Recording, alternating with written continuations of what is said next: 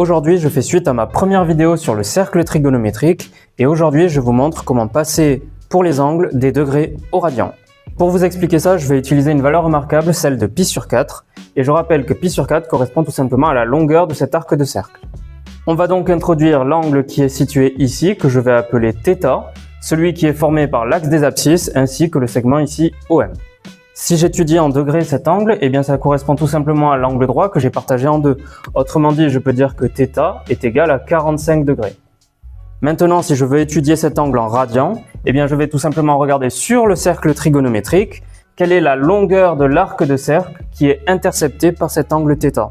Eh bien on a vu tout à l'heure que c'était pi sur 4 la longueur de cet arc de cercle, donc je vais tout simplement pouvoir noter que θ est égal à pi sur 4, mais cette fois-ci ce sera en radian, que je note RAD.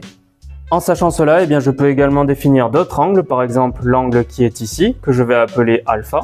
Eh bien, alpha c'est un angle droit, donc je peux noter en degrés que c'est égal à 90 degrés. Mais en radian, eh bien, je remarque que la longueur de l'arc de cercle intercepté sur le cercle trigonométrique est égale à pi sur 2. Autrement dit, alpha est égal à pi sur 2, mais cette fois-ci en radian. Et de la même façon, l'angle plat de 180 degrés correspond à pi radian, et l'angle plein de 360 degrés correspond à l'angle en radian de 2π, lorsque je fais le tour complet de mon cercle. Aujourd'hui, je fais suite à ma première vidéo sur le cercle trigonométrique, et aujourd'hui, je vous montre comment passer pour les angles des degrés au radian. Pour vous expliquer ça, je vais utiliser une valeur remarquable, celle de pi sur 4, et je rappelle que pi sur 4 correspond tout simplement à la longueur de cet arc de cercle. On va donc introduire l'angle qui est situé ici, que je vais appeler θ, celui qui est formé par l'axe des abscisses ainsi que le segment ici OM.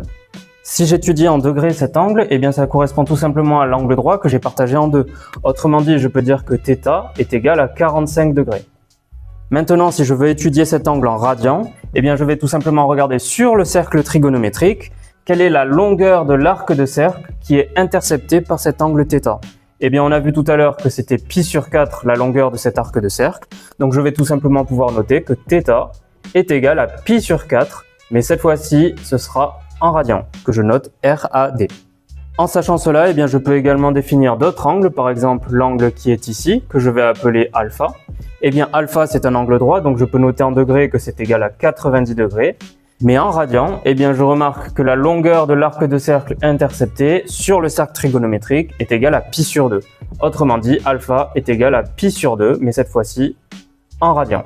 Et de la même façon, l'angle plat de 180 degrés correspond à pi radian et l'angle plein de 360 degrés correspond à l'angle en radian de 2π, lorsque je fais le tour complet de mon cercle.